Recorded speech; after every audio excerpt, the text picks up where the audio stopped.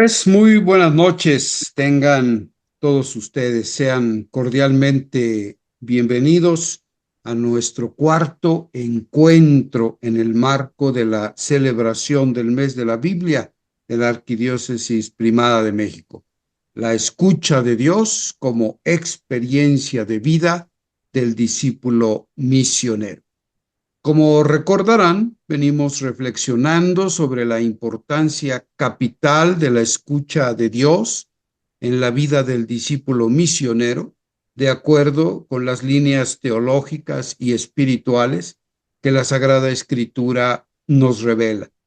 Primero reflexionamos sobre las características de la escucha de Dios en Abraham y Moisés, después en la escucha de Dios en el libro de los Proverbios, y en el último encuentro sobre la escucha de Dios en los profetas de Israel.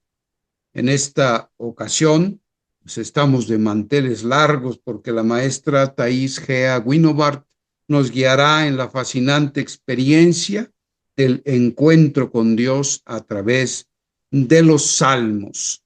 Pero, como siempre, antes de esto, dispongamos nuestro corazón escuchando un hermoso canto, esta vez en la voz de Franklin Collins, Me has seducido.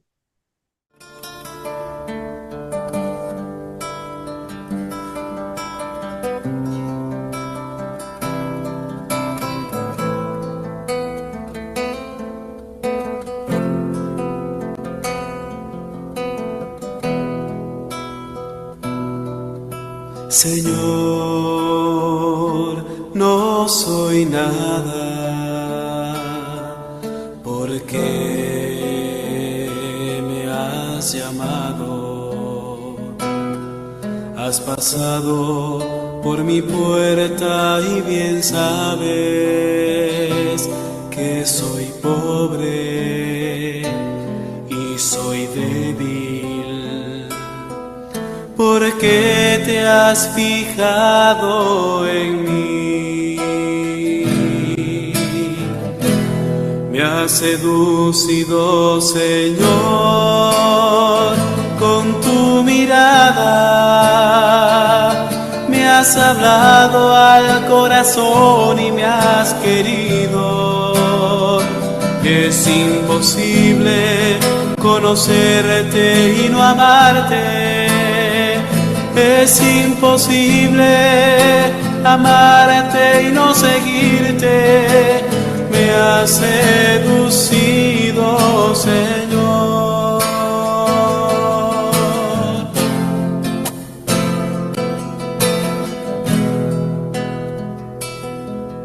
Señor, yo te sigo y quiero darte lo que me pides, aunque hay veces que me cuesta darlo todo. Tú lo sabes, yo soy tuyo. Camina, Señor, junto a mí. Me has seducido, Señor, con tu mirada. Me has hablado al corazón y me has querido. Es imposible conocerte y no amarte. Es imposible amarte y no seguirte. Me has seducido, Señor.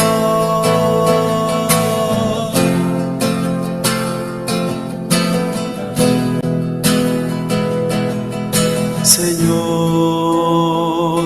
hoy tu nombre es más que palabras. Es tu voz que resuena en mi interior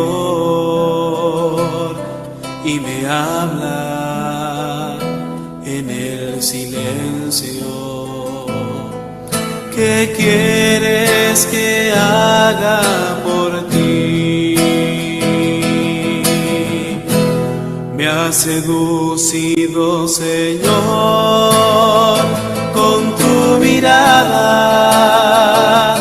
Me has hablado al corazón y me has querido. Es imposible conocerte y no amarte. Es imposible amarte y no seguirte. Me has seducido, Señor, con tu mirada. Me has hablado al corazón y me has querido. Es imposible conocerte y no amarte. Es imposible amarte y no seguirte. Me has seducido, Señor. Me has seducido, Señor. Me has seducido, Señor.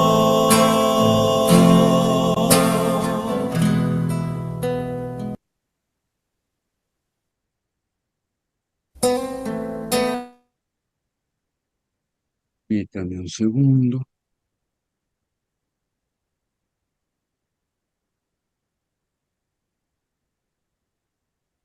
Muy bien.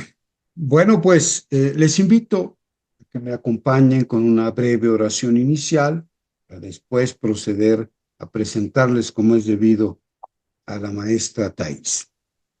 Señor Jesús, hermano misericordioso de todos los hombres, tú que eres la palabra encarnada, envía tu espíritu para que abra nuestras mentes y corazones y podamos recibir con gozo y esperanza el mensaje de vida que contiene la Sagrada Escritura.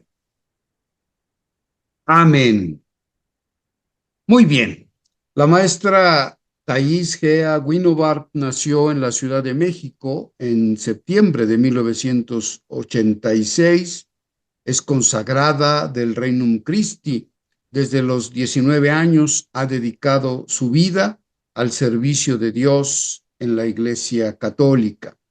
Hizo sus estudios en Madrid de Ciencias Religiosas por el Ateneo Pontificio Regina Apostolorum y la licenciatura en Educación y Desarrollo por la Universidad Anáhuac. Realizó el bachillerato teológico y la licenciatura en Teología Bíblica por la Universidad Pontificia de México. Es maestra en arte sacro por la Universidad Pontificia de México. Actualmente realiza su doctorado en Teología Bíblica en la misma Universidad Pontificia de México. Ha realizado estudios y cursos en Tierra Santa sobre arqueología, historia y Biblia, avalados por el estudio bíblico, por el estudio bíblico franciscano y la Universidad de Lugano. Dirige talleres de oración en donde propone una metodología sencilla para aprender a orar, que parte de las situaciones existenciales de las personas para encontrar en Dios una respuesta, ya sea con su palabra o dejando que realice su obra en el corazón. Pues muchísimas gracias, Thais, por haber aceptado tan generosamente compartir con nosotros en este marco de la celebración del mes de la Biblia de la Arquidiócesis de México. Muchas gracias, Thais, y adelante, es tuyo el escenario. Muchas gracias a ti, Jorge. Siempre es un honor poder estar con este auditorio que es tan hermosísimo. Me encanta dar clases en animación bíblica de la pastoral. Encuentro gente amante de la palabra de Dios, amante de la iglesia, amante de Dios mismo, y siempre me motiva mucho. Me encanta poder compartir con ustedes en esta tarde alrededor de la palabra, que es la que nos reúne en este mes de la Biblia, gracias a nuestro gran San Jerónimo. Así es que gracias Jorge y gracias a todos ustedes que se toman una tarde para profundizar en la palabra de Dios. Y me gustaría pues conectar un poco esta conferencia a lo que han ido ya escuchando sobre la escucha de Dios en los patriarcas, la escucha de Dios en Proverbios y hoy que vamos a hablar de la escucha de Dios en los Salmos, que de hecho desde un inicio cuando vi el título que me pareció hermosísimo, ¿no? Reflexionar sobre la escucha de Dios, pues justo me hacía esta pregunta, ¿a qué se referirán? ¿Es el hombre que escucha a Dios o Dios que escucha al hombre? Y quizá en el caso de los patriarcas es precisamente los patriarcas que escuchan a Dios y que lo obedecen, recordando esta palabra hebrea Shema, que es al final no solamente escuchar con nuestros oídos y aprender un mensaje, sino que es poner en práctica eso que uno escucha, que es propio de la alianza, específicamente la alianza del Sinaí con Moisés.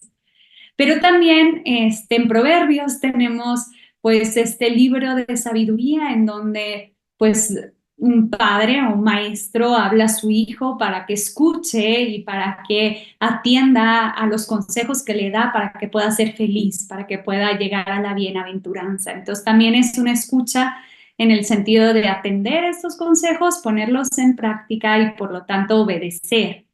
Sin embargo, pensaba en los salmos y yo me preguntaba, ¿es realmente este Shema, este escucha que el hombre tiene que hacer de Dios, escuchar a Dios y por lo tanto obedecerlo? O quizá en los salmos es al contrario, o sea, es un Dios que escucha al hombre, que quizá en lugar de utilizar pues el verbo tradicional de Shema, sería más bien un verbo de clamar, de elevar una voz a Dios, elevar el espíritu a Dios, para que entonces también Dios nos escuche. Entonces, bueno, en esta línea quisiera presentar esta conferencia. No sé si puedo compartir pantalla. Voy a compartir la pantalla con ustedes. Sí, Thais, tienes todos los permisos. Muchas gracias. Pues para hablar de esta escucha de Dios, que me gustaría decir como Dios escucha al hombre en los salmos. Entonces quisiera empezar con una breve introducción acercándonos a estos textos con los cuales estamos muy familiarizados, especialmente por la liturgia. Entonces, pues esta pregunta básica, ¿no? ¿Qué son los salmos? ¿Cuál es el sentido original de los salmos? Y lo primero que me gustaría decir es que los salmos son en sí unos actos religiosos. O sea, al final, el salmista es un creyente que profesa, por un lado, utilizando la misma palabra, pues sus creencias, su fe, ¿no? Su fe en Dios, su fe que la comprende desde la perspectiva hebrea. Pero también, pues, expresa unos sentimientos espirituales. ¿Qué está viviendo esta persona, este salmista, que se dirige a Dios con unos sentimientos muy vivos, muy profundos, a los cuales nosotros también nos podemos identificar? Pero también que incitan a la acción, ¿no? Por ejemplo, un salmo de lamentación en donde pues el salmista se arrepiente de sus pecados y quiere cambiar de vida, y por lo tanto, pues no es solo decirle a Dios, perdóname por mis pecados, sino como que llevan e incitan a la acción y por lo tanto son actos religiosos de creencia, de sentimientos espirituales y también de acción. Y también es importante que nosotros entendamos que los salmos pues no pretenden exponer un tratado de teología, más bien son expresiones poéticas de una experiencia de fe. Y estas expresiones poéticas de una experiencia de fe nos hacen muy fácil poderlos utilizar para lo que es lo siguiente, para la oración, los salmos como oración. De hecho, pues fueron compuestos para eso, ¿no? Como saben, en los estudios bíblicos se intenta identificar los textos para que, en qué contexto de la vida de Israel se utilizaba, ya sea un texto de una oración penitencial o un texto de un calendario litúrgico de fiestas, etcétera. Se pregunta, ¿no? ¿Para qué contexto de vida se utilizaba? Y pues los salmos son estos poemas compuestos para ser rezados, para ser meditados, especialmente pues en el contexto de una comunidad. Los salmos son la oración pública de Israel por lo tanto nosotros también lo adoptamos como oración pública en la liturgia de las horas. Y por lo tanto se recitaban normalmente en comunidad y para la liturgia, que acompañaban especialmente los sacrificios, las fiestas y que daban sentido a esos sacrificios, a esas fiestas. Por lo tanto, los salmos son herramientas para que Dios nos escuche, ¿no? A veces nosotros no tenemos las palabras para dirigirnos a Dios y hubo una enorme tradición de un pueblo creyente que se dirigió a Dios con estas palabras y que nosotros también las podemos hacer nuestras. Además, los salmos surgen de un sobrecogimiento interior de un ser humano que se dirige a Dios en la oración. Por lo tanto, este sobrecogimiento interior nos interpela también a cada uno de nosotros. Cuando nosotros en la intimidad queremos que Dios nos escuche, pues hacemos este acto también de sobrecogimiento interior y pronunciamos unas palabras para dirigirnos a Dios, ya sea como individuo o como comunidad, a veces como una familia cristiana que se reúne para hablar y elevar una oración a Dios, o a veces como comunidad en nuestras parroquias, en nuestros grupos en la iglesia, nos unimos para dirigirnos a Dios. Y por eso los salmos lo vemos como una colección de oraciones, o sea, es como si nosotros tuviéramos ante nuestras manos un manual lleno de bellísimas oraciones. Y a veces también se le considera como una colección de colecciones, porque dentro de los salmos pues vamos a encontrar algunas colecciones de salmos que son similares, como por ejemplo los salmos de subida a Jerusalén, que se considera que eran para las peregrinaciones, para dirigirse al templo, etc. Entonces vamos a encontrar una colección de colecciones. Y es una colección oficial que era utilizada por la comunidad para hacer oración. Y por lo tanto nos damos cuenta que los salmos son una plegaria, ¿no? A veces pensamos que la Biblia pues es una doctrina, pero no, en realidad los salmos no son doctrinas, sino que son plegaria a Dios, cargada obviamente de una fe concreta. Y esto lo vemos muy claro en el nombre del libro en hebreo, que es Sefer Tehilim, que significa libro de himnos, libro de cantos de alabanza, etc. Y por lo tanto, pues este es un libro específicamente para dirigirse a Dios, para orar y para encontrarlo a Él. Y también, pues es interesante notar que todos los salmos tienen un único destinatario, y este destinatario es Dios. Los salmos interpelan a Dios y el orante quiere expresarle a Dios algo. Él es precisamente el destinatario. En la Biblia encontramos diálogos, encontramos monólogos, encontramos textos de todo, pero específicamente en los salmos encontramos textos que el único destinatario es Dios. Y por lo tanto vamos a considerar que los salmos son una literatura dialógica. El hombre quiere dialogar con Dios, lo busca en todas las circunstancias de su vida, como vamos a ver más adelante, y quiere ser escuchado, quiere dirigirse a este Dios para que este Dios, en cierto sentido, le responda. Y nosotros no encontramos la respuesta de Dios en los salmos. En algunos, como que el mismo orante se responde a sí mismo, que podría ser para nosotros una cierta respuesta de Dios. Pero esta es la idea de esta literatura de los salmos, una literatura dialógica. Podemos considerar que es el lenguaje de Israel hacia Dios. Es el modo que el pueblo tuvo para pronunciar palabras humanas que siempre se quedan pequeñas y siempre se quedan cortas, y que las utiliza para dirigirse a su Dios, desde su pequeñez, desde su sencillez, desde sus triunfos, desde sus fracasos, desde sus tristezas, desde su pecado. Israel habla con Dios a través de los salmos.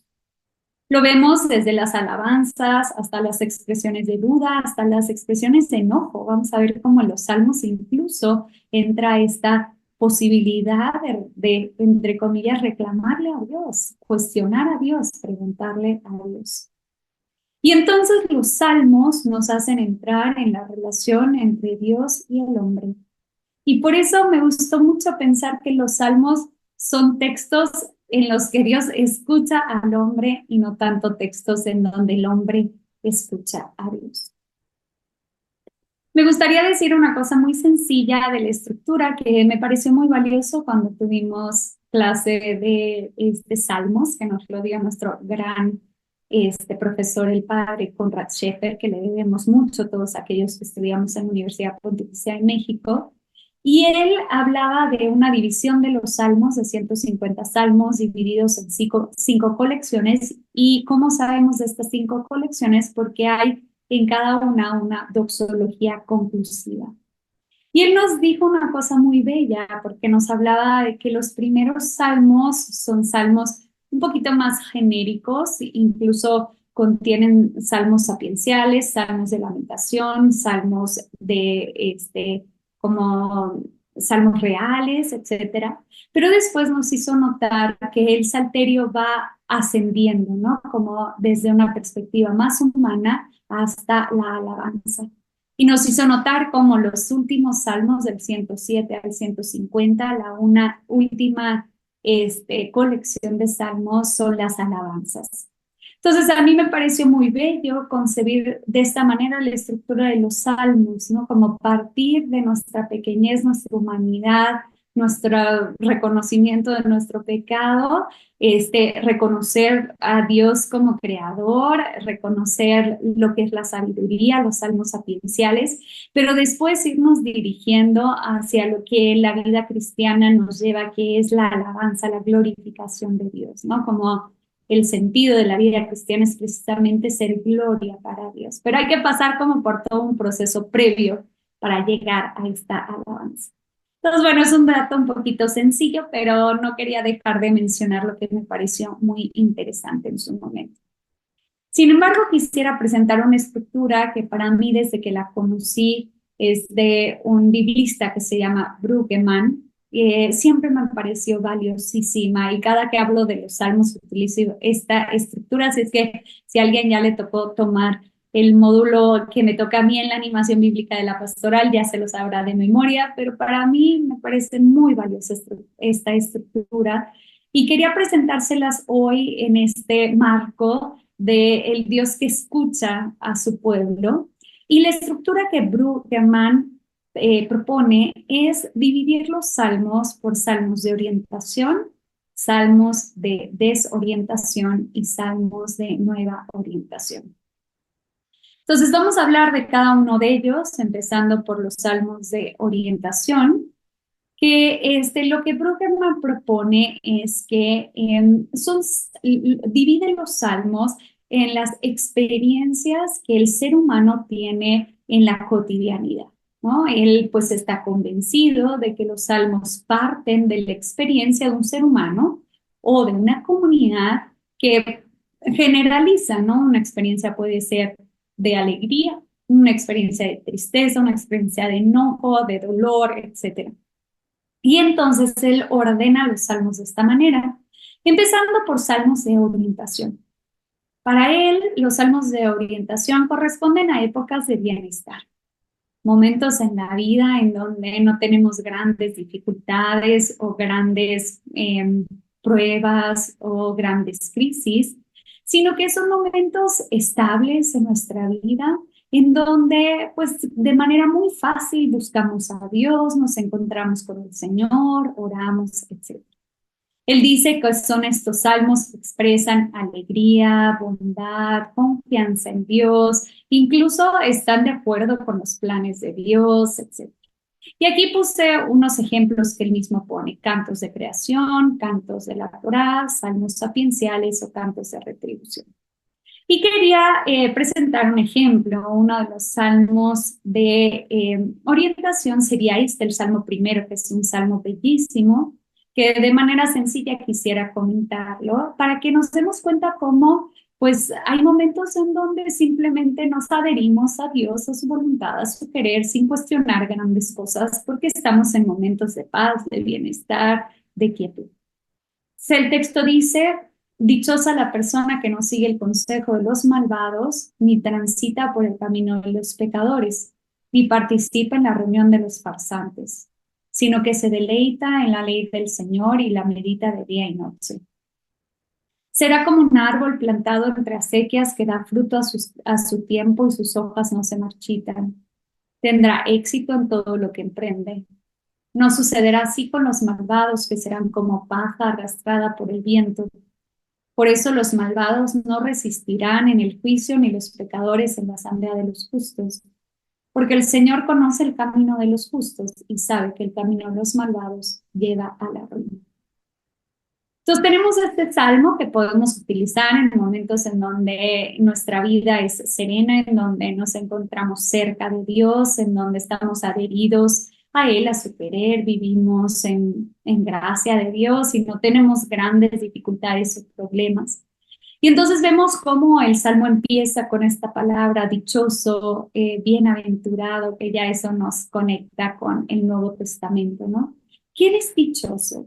Que recuerdo mucho al Padre Conrad cuando nos comentaba este salmo y nos decía, esta palabra dichoso, bienaventurado, es lo que es la puerta de introducción a todo el salterio, ¿no? Y entonces él decía, si tú quieres ser dichoso, tienes que vivir según cómo te presente este salterio, que al final, pues el salterio es un texto que tiene elementos sapienciales, no lo consideramos un libro sapiencial, pero también tiene estos elementos sapienciales.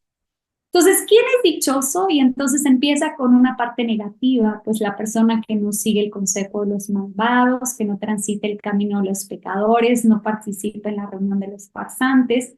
Entonces, en estos momentos en donde pues no somos ni malvados, ni pecadores, ni farsantes, ¿no? Somos fieles, amantes de Dios y entonces nos sentimos identificados con este salmo. Decimos, ok, entonces no es dichoso aquel que sigue a los malvados, pecadores y farsantes. ¿Quién es realmente el dichoso?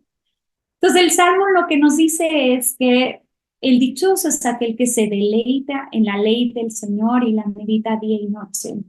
Es decir, aquel que se adhiere a la Torá, a esta ley de Dios que en el fondo es una ley de bien, de bienestar, de felicidad. Y entonces aquel que se adhiere a la Torá, que lo obedece, que vive según la Torá, es aquel que es dichoso. Y entonces utilizo una imagen hermosa para hablar del que sigue más bien la Torá que los consejos de los malvados. Dice que es un árbol plantado entre acequias que da fruto a su tiempo y sus hojas no se marchitan. Esta imagen preciosa que nos imaginamos un árbol lleno de fruto que está plantado al lado de un río que siempre está bebiendo, que en el fondo, ¿cuál es su alimento? Pues es la Torá, la palabra de Dios. Y entonces es un árbol que siempre está siendo alimentado y como consecuencia tiene un fruto que es constante, ¿no? Sus hojas no se marchitan. Como sabemos, pues las hojas de los árboles se marchitan, ¿no? Entonces, pues en el otoño las hojas se hacen de otro color, se caen y en el invierno los árboles no tienen hojas. Pues aquí nos está hablando de un árbol que en todas las temporadas, en todos los momentos, está frondoso, ¿no? Por lo tanto, da fruto y tiene éxito en todo lo que emprende. ¿Y qué sucede con los malvados? No sucederá así con los malvados, que serán como paja arrastrada por el viento. Esta es otra imagen, que es una imagen que entendemos en un mundo más bien de agricultura, en donde, pues para separar, por así decirlo, lo último que queda del trigo, del el pequeño granito, se utiliza un bieldo que en la cima de las colinas se aventaba hacia arriba el trigo con la paja y el viento se llevaba la paja y caía solamente el trigo, ¿no? Por lo tanto, pues es esta imagen de los malvados que su vida no tiene consistencia y simplemente se los lleva el viento, ¿no? Son como este árbol frondoso que está plantado al lado del agua y que bebe, ¿no? De esta agua. Y entonces concluye, por eso los malvados no resistirán en el juicio, ni los pecadores en la asamblea de los justos. Y termina diciendo, porque el Señor conoce el camino de los justos y sabe que el camino de los malvados lleva a la ruina. Y aquí se nos presenta un tema muy típicamente sapiencial, que es el camino, que como saben es una imagen que nos remonta a la conducta del ser humano. Entonces, se compara la vida de las personas como un peregrinar, un camino, y entonces según cómo te comportes, tu camino es bueno, tu camino es malo. En este caso es muy bello el Salmo, porque dice que el Señor conoce el camino de los justos, o sea, el camino de los justos existe y ese camino lleva a la dicha, a la bienaventuranza, a la felicidad. En cambio, el camino de los malvados simplemente se puede decir que no existe, lleva a la ruina. O sea, si un camino te lleva a la ruina, no es un verdadero camino, ¿no? Si te lleva a un precipicio, pues no te conecta con nada, ¿no? Por lo tanto, pues este es un salmo que podemos decir de orientación, en donde nosotros pues nos identificamos con esta persona que ha elegido escuchar, meditar la palabra de Dios día y noche, y pues tenemos la esperanza de ser como ese árbol plantado al lado de la acequia, o como este camino que nos lleva hacia la dicha y a la felicidad. Sin embargo, ¿qué pasa en los momentos de dolor, en los momentos de sufrimiento, en los momentos de pecado, en donde pues tocamos nuestra debilidad, nuestra miseria y reconocemos pues que no éramos tan buenos como aquellos del Salmo primero que meditan la Torá día y noche, ¿no? O experiencias muy duras en donde pues sufrimos, estamos en una crisis muy profunda, pues un divorcio, la muerte de un ser querido, una crisis económica, una enfermedad, algunos momentos en nuestra vida en donde ya no es tan fácil dirigirnos a Dios, en donde sentimos incluso que Dios no nos escucha, que Dios nos ha abandonado. Y por lo tanto, pues hay salmos de desorientación, salmos en momentos duros, momentos difíciles de nuestra vida, en donde pues necesitamos también escuchar un salmista que se queja de Dios, que le reclama, que se enoja y que incluso es permitido, ¿no? Que si en la Biblia está, nosotros también lo podemos hacer. Entonces vamos a ver que estos salmos pues corresponden a épocas de angustia, épocas de daño, de alienación, de sufrimiento, de muerte. Y entonces vamos a ver cómo van a expresar a veces cólera, resentimiento, compasión de sí mismo, odio, etcétera. Sentimientos que a veces nos parece contrarios a lo que la palabra de Dios debería de contener. Pero esto nos da esperanza, nos hace ver que también el pueblo de Israel como ser humano se reconoce en momentos de desorientación e incluso en la desorientación busca a Dios. Entonces vamos a ver ejemplos de lamento personal, lamentos comunitarios, penitencia o de sufrimiento interior. Me gustaría que reflexionemos sobre un salmo que no lo puse porque es muy largo, pero bueno, lo voy a leer y vamos a utilizar solo una primera parte, que es el Salmo 51, que es conocido como el Miserere en la liturgia, que normalmente el Salmo 50. Recuerden que los salmos en la liturgia siguen la Biblia, la Vulgata, la Biblia del latín que fue traducida de la Biblia de los 70, que tienen otra numeración a la Biblia hebrea, ¿no? Entonces por eso tenemos en la liturgia una numeración y en nuestras Biblias otra. Entonces, el texto dice del maestro de coro, Salmo de David, cuando el profeta Natán le visitó después que aquel se había unido a Betsabé. Tenme piedad, oh Dios, según tu amor, por tu inmensa ternura, borra mi delito, lávame a fondo de mi culpa y de mi pecado, purifícame. Pues mi delito yo lo reconozco, mi pecado sin cesar está ante mí. Contra ti solo he pecado, lo malo a tus ojos cometí. Porque aparezca tu justicia cuando hablas y tu victoria cuando juzgas. Mira que en la culpa nací, pecador me concibió mi madre. Mas tú amas la verdad en lo íntimo del ser y en lo secreto me enseñas la sabiduría. Rocíame con el hisopo y seré limpio. Lávame, quedaré más blanco que la nieve. Devuélveme el son de gozo y alegría, exulten los huesos que machacaste tú. Retira tu faz de mis pecados, borra todas mis culpas. Crea en mí, oh Dios, un puro corazón, un espíritu firme dentro de mí, renueva. No me rechaces lejos de tu rostro, no retires de mí tu santo espíritu. Y continúa el salmo. Entonces vemos este salmo que parte ya de un título en donde nos pone en un contexto muy concreto que es un salmo de David, que como sabemos es una manera de darle una autoría de peso, porque David fue el gran rey de Israel, pero recordemos que este gran rey de Israel, David, pues comete un grandísimo pecado y Natán lo visita después de que se había unido a Betsabé, que estaba casada, y por lo tanto, este salmo está puesto en el contexto de un pecador, y no cualquier pecador, sino el gran rey David. Y por lo tanto nos situamos en una experiencia de desorientación, en momentos en donde nosotros también hemos pecado, hemos cometido iniquidad, nos damos cuenta de nuestras faltas, y por lo tanto, pues le suplicamos a Dios que tenga piedad de nosotros. Y entonces el salmo empieza así: tenme piedad, oh Dios, según tu amor, por tu inmensa ternura, borra mi delito. Estas dos palabras que utiliza, el amor y la ternura, son dos palabras que se presentan ya sea como sustantivos o como adjetivos, que tienen un significado muy bello en el hebreo. Habla del amor, el rejem, que es el amor desde el vientre materno, que ama como una madre de manera incondicional, pero también habla del amor de Gesed, que no sé si han escuchado esta palabra en hebreo. Es una palabra que se utiliza para hablar de un pacto. Cuando dos personas hacen una alianza, un pacto, se prometen Gesed, es decir, fidelidad el uno al otro.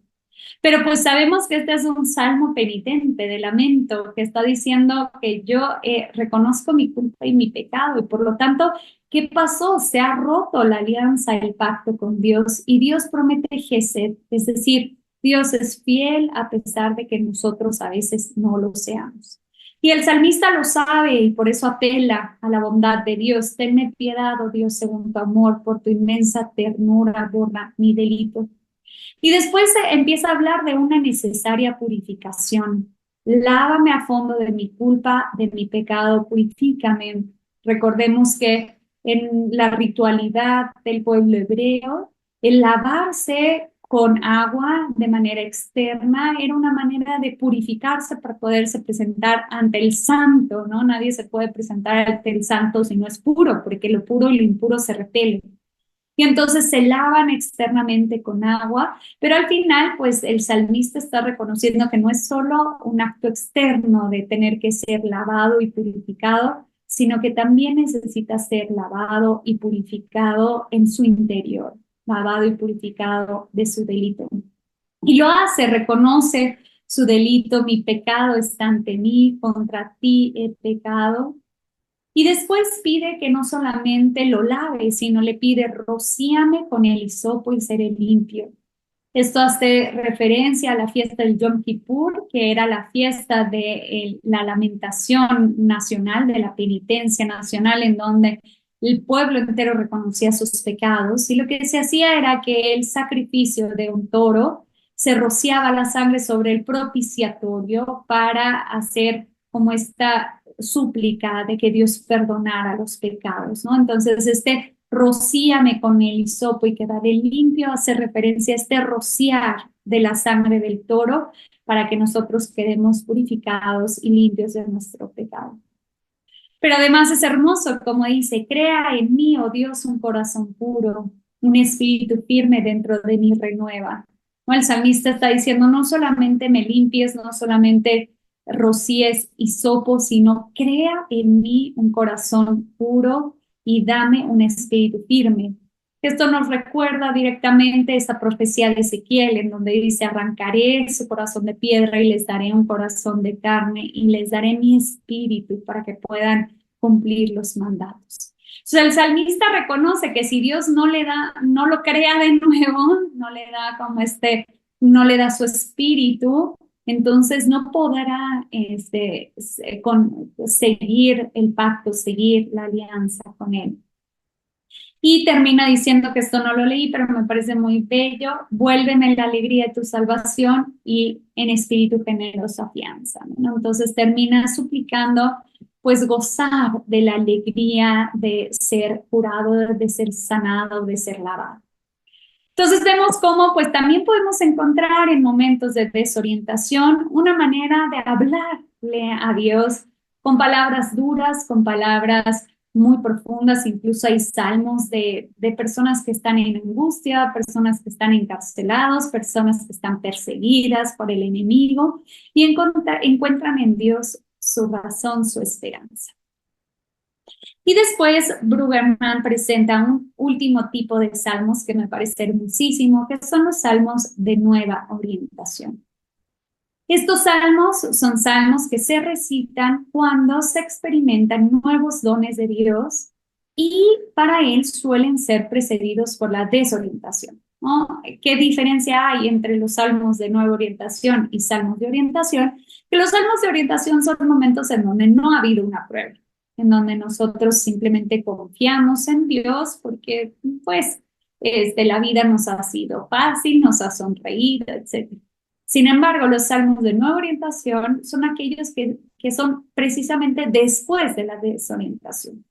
Cuando la persona ya ha experimentado, ha tocado su miseria, ha tocado su debilidad, ha tocado el sufrimiento, y entonces acude a Dios y le suplica a través de estos salmos que cambie radicalmente su vida, ¿no? Lo que está sucediendo.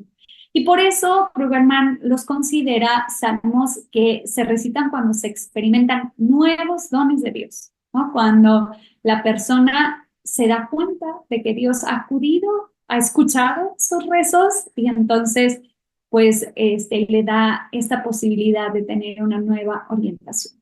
Y entonces suelen ser salmos como de mucha alabanza, expresan deleite, admiración, asombro, gratitud, acción de gracias. Entonces vamos a encontrar cantos de gracias, cantos de acción de gracias de la comunidad, cantos de entronización, cantos reales en donde consideran a Yahvé como su Dios, himnos de alabanza, etc. Y entonces pues ya escogí uno de los salmos más cotizados, más hermosos, que es este bellísimo Salmo 23, que lo leeré con pausa. Dice: el Señor es mi pastor, no carezco de nada. Él me hace reposar en prados de hierba fresca, me conduce a las aguas tranquilas para reparar mis fuerzas.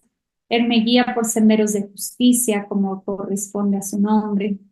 Aunque camine por un valle con tinieblas de muerte, no temeré ningún mal, porque tú estás conmigo. Tu vara y tu callado me dan seguridad. Ante mí preparas una mesa en presencia de mis enemigos, derramas perfume sobre mi cabeza y me ofreces una copa rebosante. La bondad y la misericordia me acompañarán durante toda mi vida y habitaré en la casa del Señor por años sin término.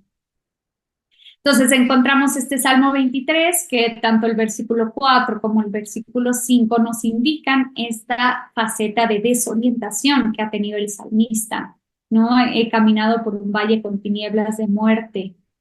O me preparas una mesa en presencia de mis enemigos, ¿no? Entonces, el salmista tiene enemigos, el salmista ha caminado por un valle de tinieblas de muerte, pero he encontrado un nuevo don, y este don es precisamente Dios mismo, que se presenta con dos imágenes, la imagen de pastor y la imagen de anfitrión.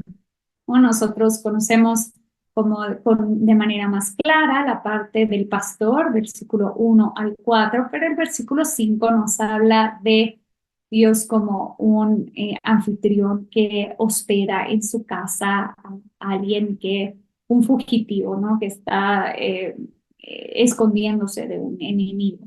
Y el Salmo 6 vamos a ver cómo es una síntesis de las dos imágenes.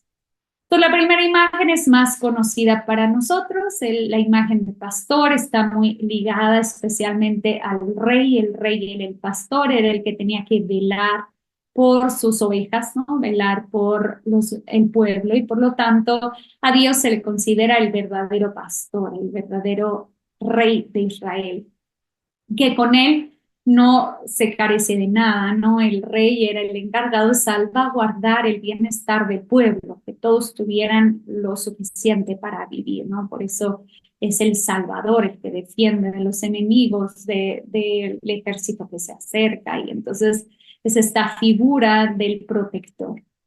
Y entonces vemos cómo esta imagen tomada de la vida pastoril habla de que lo hace reposar en prados de hierba fresca, ¿no? Eso es muy típico de los pastores que buscan hierba fresca para sus ovejas, que en Israel hay muy poca, entonces tenía mucho, era muy valioso que el pastor les encontrara hierba fresca. Y luego los conduce a aguas tranquilas, ¿no? Las ovejas se asustan mucho con agua corriente, entonces más bien tiene que llevarlos a estas aguas, pozos, que es fácil de beber y que no tiene mucho movimiento para reparar sus fuerzas. Y luego empieza ya con un tema más sapiencial. Él me guía por senderos de justicia. Volvemos a este tema del camino. Dios me conduce por un camino, por una conducta de justicia, como corresponde a su nombre. Y después añade este elemento de desorientación: aunque camine por un valle con tinieblas de muerte, no temeré. Y este es el centro del salmo, porque tú estás conmigo. Recuerden que el estilo hebreo de escritura coloca en el centro del salmo o del texto lo más importante. Entonces, esto es lo más valioso del salmo, porque tú estás conmigo. Y utiliza la imagen de la vara y del cayado, ¿no? El cayado que se utiliza para que las ovejas en la oscuridad escuchen al pastor que va delante y va marcando el paso, pero también la vara que se utiliza a los pastores para golpear de un lado al otro a las ovejas para que se mantengan en el redil. Entonces vemos esta imagen de pastor, pero también vemos la imagen del anfitrión que prepara una mesa, ¿no? Recordemos cómo en Medio Oriente, pues ser anfitriones es muy importante. La ley de ser huéspedes, imagínense en una sociedad más bien tribal, en donde fuera del ámbito de la casa paterna, de la tribu, uno está totalmente desprovisto, porque no es como que me encuentro una tiendita a la mitad de mi camino y me compro una Coca-Cola. Ahí no, todo dependía de la tribu, y por lo tanto aquel que estaba fuera de ese contexto tribal, del clan que lo protege, estaba totalmente desprovisto, ¿no? Ser expulsado del círculo de la tribu, pues era como ser condenado a muerte al final. Entonces, ser huésped, ser anfitrión, recibir a alguien que, pues que no tiene casa, era un deber sagrado, era casi como recibir a Dios mismo. Entonces prepara la mesa, que es símbolo de alianza, ¿no? Solamente se come con aquel que es amigo, no se come con los enemigos. Derramas perfume sobre mi cabeza, que es un gesto muy típico de la tradición bíblica, en donde, pues imagínense del camino, ¿no? Estos olores, entonces derramar perfume es un gesto para que la persona se sienta acogida. Y le ofrece una copa rebosante, es decir, le ofrece un vino, que es vino de fiesta, de gozo, pero abundantemente. Y es lo que hace Dios ante, pues, la persona que se encuentra, pues, en sufrimiento, en dolor, en desorientación, pues se encuentra un Dios pastor y un Dios anfitrión que lo acoge en su casa. Y el salmo termina: la bondad y la misericordia me acompañarán durante toda mi vida, que pueden ser sinónimo de la vara y el cayado del pastor. Y luego termina: y habitaré en la casa del Señor por años sin término. Habitar en la casa es este modo en que Dios nos hospeda, ¿no? Es el anfitrión que nos acoge en su casa. Entonces, bueno, pues de esta manera vemos 3 salmos: uno de orientación, otro de desorientación y otro de nueva orientación, que nos sirven como referencia para que nosotros también podamos, pues, clamar a Dios para que Él nos escuche en circunstancias diversas de nuestra vida. Y después me gustaría abordar el tema de la cristología de los salmos, ¿no? Nosotros no recitamos los salmos con nuestra voz, sino que los recitamos en Cristo, lo podemos decir así. De hecho, las primeras comunidades cristianas interpretaron los salmos de la misma manera que se hacía la interpretación los judíos. Los judíos tenían una interpretación de un sentido literal, pero también un sentido alegórico, ¿no? Como lo hacemos nosotros, un sentido literal del texto mismo, pero también sabemos que el texto está hablando de algo más allá que simplemente lo literal. Y entonces los primeros cristianos, todas las escrituras, pero especialmente los salmos, los consideraron con este sentido alegórico, con un enfoque cristológico.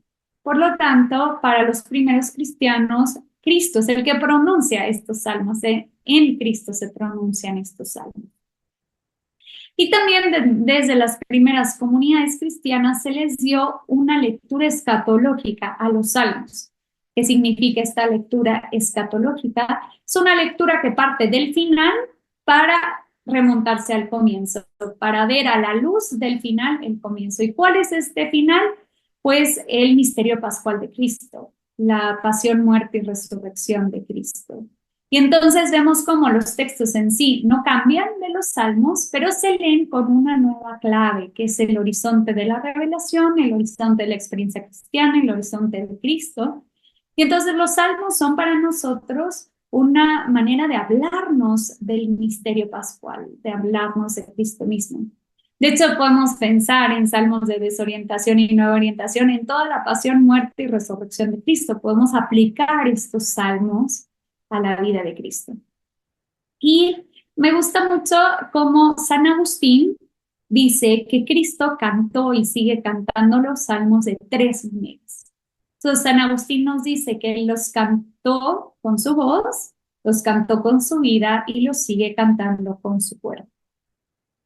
Entonces, bueno, pues vemos cómo también Cristo fue escuchado por el Padre, por Dios Padre, a través de los salmos. Pues Cristo fue un hebreo que su oración era la oración pública propia del pueblo hebreo, que era los salmos.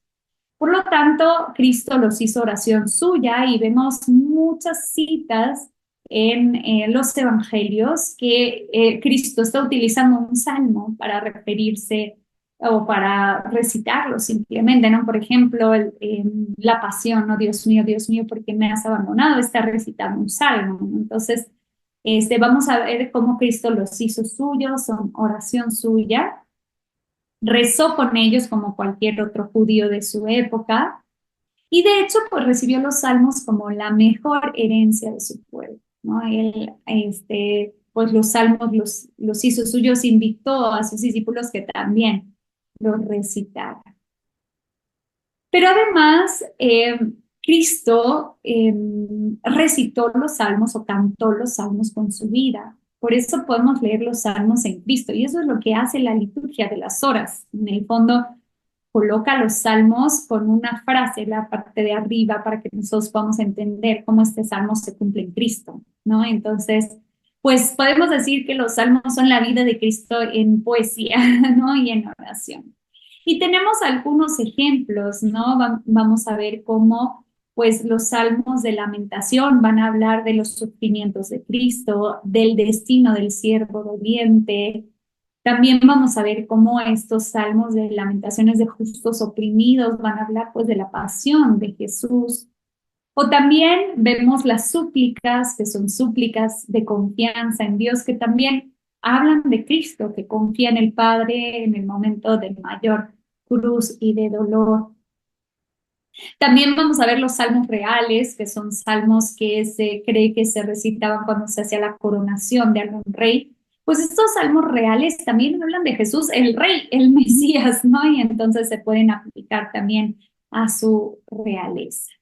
Entonces, bueno, pues vamos a ver una variedad de salmos que nos hablan de la vida misma de Cristo. Pero por último, y una de las cosas pues más hermosas para nosotros es que Cristo sigue cantando los salmos con su cuerpo, que somos nosotros, ¿no? En la iglesia, que es el cuerpo de Cristo, el Señor Jesús sigue cantando los salmos. Y entonces vemos cómo estos salmos pues nos ponen en comunión, en primer lugar los unos con los otros, sobre todo cuando los recitamos en la liturgia, ya sea en la celebración eucarística o en la liturgia de las horas, pero también nos pone en comunión con todos aquellos que a lo largo de la historia han hecho suyas estas palabras y han recitado estos salmos. Y entonces vamos a ver cómo los salmos se van a convertir en la materia básica de la oración de la iglesia, en la materia básica para que todo cristiano dirija un lamento, dirija una alabanza, dirija una oración a Dios para ser escuchado. Y pues vemos que específicamente la oración pública de la iglesia, la liturgia de las horas, utiliza pues en gran medida los salmos. Y vemos que no es como es los salmos un beneficio para cada uno de nosotros, sino que es un beneficio comunitario para toda la iglesia. Ahora bien, ¿cómo poder nosotros, o la pregunta sería, nosotros podemos apropiarnos de estos salmos, podemos hacer nuestras las palabras del salmista para entonces poder ser escuchados por Dios? Entonces me gustaría pues hablar de los salmos como experiencias universales, como expresiones religiosas y pues salmos, textos inspirados por el Espíritu Santo. Entonces, en primer lugar, tenemos que entender que los salmos parten de unas experiencias vividas por un individuo, ¿no? Seguramente que hubo un individuo o una comunidad que experimentó pecado, que experimentó sufrimiento, que experimentó gozo, que experimentó abandono, que experimentó soledad. Y entonces, a partir de esa experiencia, pues son experiencias universales que todos nosotros podemos sentirnos identificados, que se generalizan, ¿no? Que aunque es una experiencia individual, que lo concreto vivió una persona, pues se hace una norma general a las cuales todos nosotros nos podemos identificar. Entonces vamos a ver cómo los poetas, en este caso los autores bíblicos, recogen el sentimiento de muchos y ponen en boca de ellos las palabras que los autores componen. Y entonces vamos a ver en los salmos que aparecen todas las experiencias que mueven a los hombres, las alegrías, las dificultades, los miedos, las pasiones, incluso vimos, ¿no? El odio, el rencor, la venganza, el sufrimiento, todos forman parte de estas expresiones que todos experimentamos en alguna medida. Y por lo tanto, nosotros podemos adoptar estas experiencias universales y hacerlas nuestras. Ahora bien, para podernos identificar con un salmo, hay que encontrar una experiencia análoga o equivalente para que esto sea válido, ¿no? Porque nosotros, pues, recitar solo de boca para afuera sin identificarnos con una real vivencia, pues entonces es un poquito superficial. Por eso me gusta mucho esta estructura presentada por Brueggemann, porque al final, pues todos podemos identificar en qué momento estás de orientación, de desorientación o de nueva orientación y por lo tanto elegir un salmo que se adapte al momento que estás viviendo. Pero además, pues sabemos que son expresiones religiosas y por lo tanto los salmos expresan la experiencia de un hombre o de una comunidad, pero están llamados a convertirse en expresión religiosa de un nuevo hombre y de una nueva comunidad. Esto es muy propio de Luis Alonso Shekel, quien habla de lo que es la hermenéutica, en donde lo que él dice es que el texto no está cerrado. O sea, el texto bíblico y cualquier texto que nosotros leemos está abierto. O sea, el autor presenta a un lector y el lector sigue interpretando ese texto y le sigue dando valor, sentido. Y por lo tanto, pues los salmos también son textos que buscan convertirse en expresión religiosa de nuevos hombres, de nuevas comunidades, y nosotros nos insertamos en esos nuevos hombres o nuevas comunidades. ¿Y por qué se puede dar esto? Porque el creyente pues no se identifica tal cual con el autor, no sabemos ni siquiera quién fue el autor de los salmos, sino con el orante, ¿no? Con aquel que ora. Porque el orante pues es ahora él o ellos que adoptan estos salmos, se apropian de estos salmos, actualizan estos salmos y los utilizan para dirigirse a Dios y ser escuchados por él. Y también pues vemos que son una expresión religiosa de una comunidad. Por lo tanto, aunque uno no se identifique del todo con algún salmo, ¿no? Hay algunos salmos así, mis enemigos me persigan a muerte, y uno dice, bueno, a mí tampoco es como que mis enemigos me persigan a muerte. Sin embargo, pues algún hermano, algún creyente o algún ser humano que no es creyente, pues está viviendo esta experiencia. Por lo tanto, los salmos nos abren a los demás, nos abren al otro y especialmente nos abren al sufrimiento. Y por eso son experiencias religiosas de una comunidad, ¿no? Que nosotros podríamos decir, este salmo en concreto, yo en este momento no me lo puedo apropiar, pero lo recito para ser la voz de aquellos que no tienen voz, que quizá no saben que Dios los quiere escuchar y que ellos pueden dirigir una oración a Dios. Y por último, pues obviamente nosotros sabemos que la Biblia es inspirada por el Espíritu Santo y por lo tanto es un texto que, como nos dice la carta a los hebreos, la palabra de Dios es viva y eficaz. Por lo tanto, no es una palabra muerta, sino es una palabra inspirada por el Espíritu y ese mismo Espíritu nos sigue hablando a nosotros en el hoy. Y entonces, pues podemos apropiarnos de los salmos, hacerlos nuestros y recitar una oración a Dios porque es palabra viva, es palabra vivificada por el Espíritu.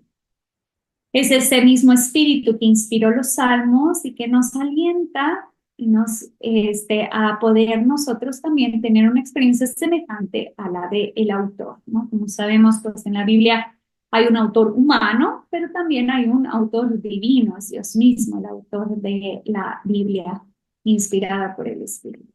Y para ello me gustaría utilizar unas palabras de San Agustín que dice, las dos cosas son verdad, que son voz nuestra y que no lo son, que son voz del Espíritu y que no lo son. Son del Espíritu de Dios porque si no las inspira Él, no las diríamos. No son de Él porque no está necesitado ni sufre. Estas voces son propias de gente necesitada que sufre. Son nuestras porque expresan nuestra necesidad. No son nuestras porque es don suyo, aún nuestra capacidad de genio. Entonces, San Agustín, con su modo propio de expresarse, está hablando de cómo pues son tanto palabras del Espíritu Santo como palabras nuestras y en qué sentido son palabras del Espíritu Santo y en qué sentido son nuestras. Entonces, bueno, pues me gustaría terminar con una propuesta, es una propuesta muy sencilla de cómo pues hacer que estos salmos nosotros podamos convertirlos en palabras que se dirigen a Dios y que no sean palabras vacías que simplemente repetimos tanto en la liturgia como en la liturgia de las horas o como un día que decidimos orar con un salmo, cómo hacerlas nuestras, cómo poder orar y pues esta es una propuesta metodológica para que ustedes puedan utilizar los salmos en su día a día. El primer paso de esta metodología sería ser consciente de la propia situación actual, ¿no? Como ya hemos dicho, pues los salmos se pueden actualizar en la medida en que nosotros nos sentimos identificados con lo que dice el salmista, ¿no? Entonces, pues vamos a buscar y preguntarnos en qué etapa de mi vida me encuentro, en qué situación me encuentro. Y lo segundo es elegir un salmo que corresponda a esa situación actual. Pueden utilizar este esquema que yo les he presentado de Brueggemann, o si no es suficiente, hay muchísimas listas en internet en donde uno busca salmos de alegría y le salen una cantidad de salmos de esperanza, salmos de dolor, salmos de culpabilidad, salmos vemos muchas opciones de salmos, ¿no? Entonces, vamos a ver cómo podemos elegir un salmo que corresponda pues a esta situación actual. Una vez que elegimos nuestro salmo, yo les sugiero que lean el salmo varias veces de manera pausada. Acuérdense que la palabra de Dios es una palabra que nos habla, que se quiere comunicar con nosotros, que nos transmite un mensaje. Y no sé si han tenido la experiencia, pero a mí sí me ha pasado muchas veces que uno lee el texto bíblico y es como si se pusiera con un marcador amarillo las palabras precisas que en ese momento necesitábamos escuchar. Entonces, pues leemos el Salmo varias veces de manera pausada y después elegimos una o dos frases que nos llamen más la atención. Normalmente suelen ser esas frases que tocan profundamente nuestro corazón, que está ligada a la situación que estamos viviendo, al dolor que estamos padeciendo, etc.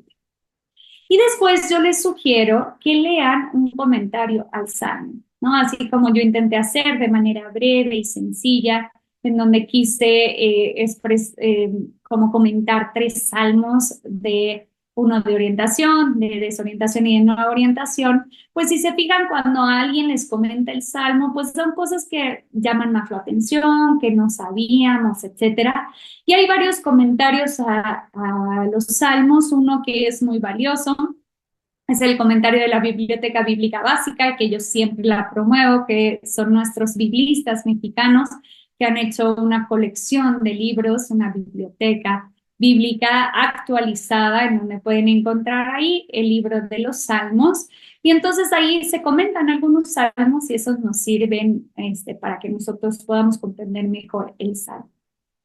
Ahora bien, una vez que hemos leído a algún biblista que nos pueda ayudar a entender mejor el salmo, es bueno meditarlo, ¿no? No es solamente escucho un salmo y lo repito, sino que entiendo un poco mejor su sentido utilizando o ayudándome de algún experto que me lo explique, pero también si nosotros solo nos quedamos en eso, nos quedamos en teoría, necesitamos también bajarlo a nuestra vida, ¿no? Preguntarnos, esto que está diciendo este biblista experto, ¿qué me dice a mí? ¿Cómo toca mi vida? ¿Cómo puedo yo eso aplicarlo, reflexionar? Entonces, una vez que hicimos todo ese proceso, pues podemos retomar esa frase o esas frases que nos habían llamado más la atención, porque quizá tienen más valor ahora, ¿no? Una vez que ya la hemos elegido, pero después hemos leído en el comentario de un experto alguna información que nos ha sido más clarificante, que nos ilumina, y luego meditamos en base a qué es aquello que leímos, y después repetimos esta frase que ya tiene mucho más sentido para nosotros. Y al finalizar, yo les invito a recitar el Salmo como una oración final. Como hemos dicho, pues los salmos en sí son para eso, ¿no? Son oración, son para que Dios nos escuche. Y entonces, pues terminamos recitando este salmo con todo el sentido, ¿no? Partiendo de una situación que nosotros estamos viviendo, reflejándonos en algunas frases concretas que nos llaman la atención, mucho más cargadas de sentido una vez que las entendimos mejor y entonces recitamos el salmo. Entonces, bueno, pues eso era lo que yo quería compartirles. Les dejo aquí las redes sociales. Si nos quieren seguir, yo tengo un apostolado que se llama Bet Tefilá, que significa casa de oración en hebreo. Yo siempre digo, ahí hay alguien que nos va señalando para que vean bien, para que ligan bien, pero bueno, para que nos sigan en Facebook, en Instagram o en YouTube, también tenemos varias conferencias de Biblia.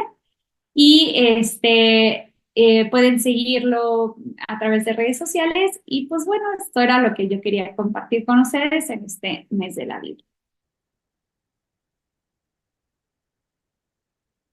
Muchísimas gracias, Thais, por tu bella exposición y quisiéramos dar unos minutitos, si nos permites, para que nos hagan comentarios o preguntas, dudas que les hayan surgido.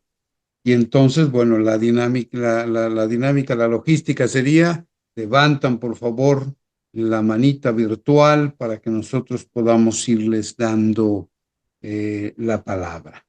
Entonces, pues quedamos a la espera. Vamos a ver. Ruth Rodríguez, por favor, adelante, Ruth. Gracias, maestro. Primero felicitar a Thais, qué hermosa explicación con respecto de los salmos. Una pregunta quisiera yo cuando habló al final de la bibliografía, habla de unos comentarios, pero no alcancé a tomar nota del autor. También ella habla sobre el autor que le ayudó precisamente en esta explicación al dar la categorización de los salmos. Tampoco logré captar el nombre del autor. Serían esas dos cosas. Y otra vez, maestro, muchas gracias por haber invitado a Thais. Le agradezco a Thais infinitamente. Gracias. Gracias, Ruth. Gracias. Mayola, sí, adelante, Thais, primero si le respondes y luego seguiría Mayola. Sí, aquí tienen alguna bibliografía. y el autor en español más importante de los estudios de los salmos es Luis Alonso Shekel, sin duda, sigue siendo un referente para nosotros. Él tiene 2 libros, ¿no? Salmos primero, o sea, tiene varios tomos de los salmos, ¿no? Porque son varios salmos, 150. Entonces, Luis Alonso Shekel, lo único es que es un poquito más técnico, ¿no? Entonces, pues bueno, eso siempre tiene su dificultad.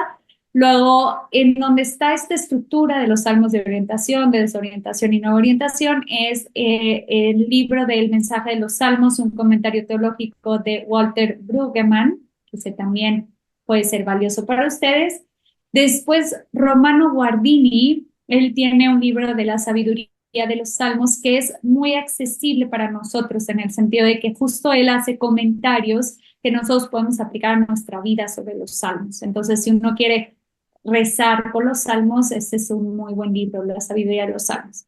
Después los salmos y Jesús, Jesús y los salmos, en este es de los típicos, el editorial Verbo Divino tiene unos libritos pequeñitos que son muy valiosos, son como cuadernillos, y en este caso, de ahí fue toda la parte que saqué sobre cómo Cristo, que los salmos, que Cristo sigue cantando los salmos con su voz, con su vida y con la voz de la iglesia, entonces ese lo pueden encontrar. No sé si alguien puede borrar, es que no, alguien está poniendo unas líneas, entonces ya no vemos. Pero bueno, y luego orar con los salmos, ese es otro libro muy bueno que se puede utilizar para orar. Y luego, uno de los estudiosos en castellano actual que estudia los libros sapienciales, incluidos los salmos, es Víctor Morlasencio. Entonces, este libro, los libros sapienciales y otros escritos, es más técnico, pero también es muy valioso, ¿no? Para que nosotros conozcamos sobre los salmos. Y luego este es el que yo les comentaba de la Biblioteca Bíblica Básica de Salmos, Cantar de los Cantares, Lamentaciones de el padre Conrad Schaeffer, que fue nuestro profesor en Teología Bíblica en la Universidad Pontificia de México. Pues bueno, pues esta bibliografía yo creo que puede servirles.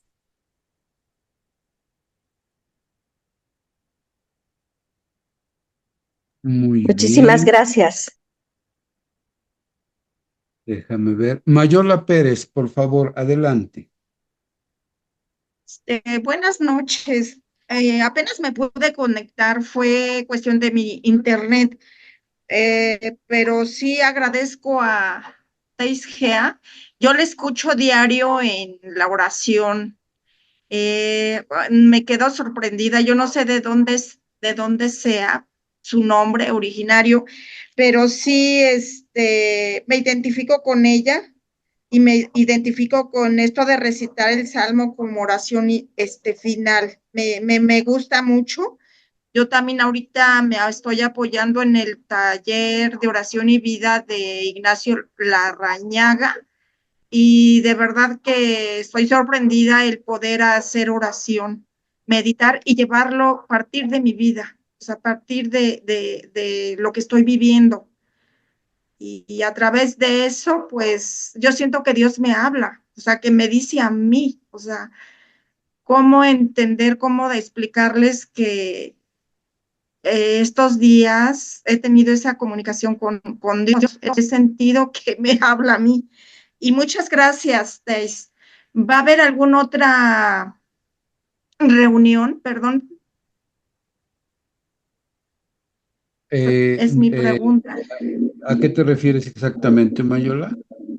Porque, bueno, de ahorita, del mes de la Biblia, no sé si venga alguna otra conferencia. Sí, sí, sí, sí, sí. Ahorita les paso las fechas para que las apunten. Sí, Ahorita que gracias. Gracias, maestro. De nada, con mucho gusto. Para mencionar lo que decía, si alguien le ayudaría, yo tengo un podcast que se llama Mi primer pensamiento es para ti, que lo pueden encontrar en las plataformas tanto de Spotify como Spreaker como Apple Podcast. Se llama Mi primer pensamiento es para ti y es precisamente basado en el Salmo. Entonces, todos los días se recita una oración basada en el Salmo del día de 3 minutitos que tiene la intención que pueda ser para ustedes pues una manera de conectar con Dios al inicio de la mañana para que nuestro primer pensamiento sea para Dios Y pues precisamente con los salmos, ¿no? Que los salmos nos facilitan la oración. Entonces lo pueden encontrar en Spotify, en Spreaker, en Apple Podcast, ahí los pueden encontrar.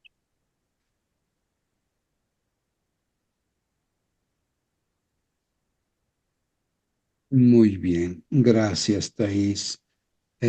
A ver, antes de que otra cosa pase, les doy las siguientes fechas. El 26 de septiembre, mismo horario, mismo modo de transmisión, mismos datos de Zoom, todo igualito. La escucha de Dios en el Evangelio de Lucas. La licenciada Mariana Ibalú nos hará el favor de impartir esa conferencia. Después, déjenme ver aquí, ese es el día 26 de septiembre. Luego, un día después, inmediatamente, para que apunten ahí las fechas juntitas, el 27 de septiembre. Este es un evento para chiquitines, de pastoral infantil, la escucha de Dios en Jonás. Mismos datos, misma hora, todo igualito. Los 26 y 27 son los próximos eventos. Todavía quedarán algunos por allí, ya les avisaremos con anticipación. Gracias. También les he puesto ahí en el chat, porque alguien me pidió el dato en donde podían encontrar las grabaciones de las conferencias, de los eventos. Les he puesto el link de una playlist en el YouTube de la Dimensión de Biblia y ahí pueden encontrar todos los eventos. Hasta ahorita llevamos 3, este va a ser el 4. Yo creo que mañana mismo ya podrán encontrar ahí esta bella conferencia. Tomás, adelante, Tomás.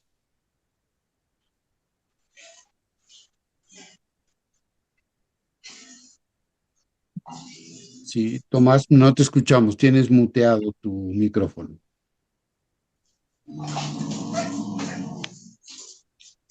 Bueno, en lo que Tomás prende su micrófono, pues tenemos ahí a ZTE Blade B20 Smart. ¿Quién eres? Soy yo, Teresa Figueroa. Gracias, Tere. Adelante. Bueno, ahorita lo que acaba de mencionar la verdad no sé cómo encontrar eso que acaba de mencionar de las grabaciones de los programas, porque como yo soy persona que, aparte de que escucho la clase, pero ya más noche, ya ahora sí que ya sin hacer otras cosas, me gusta repasar, anotar, etcétera, etcétera. Y a veces no lo hago nada más 1 o 2 veces, sino más. Entonces, sí quisiera, si me vuelve a indicar dónde y cómo puedo dar con esto. Ok, más fácil para usted.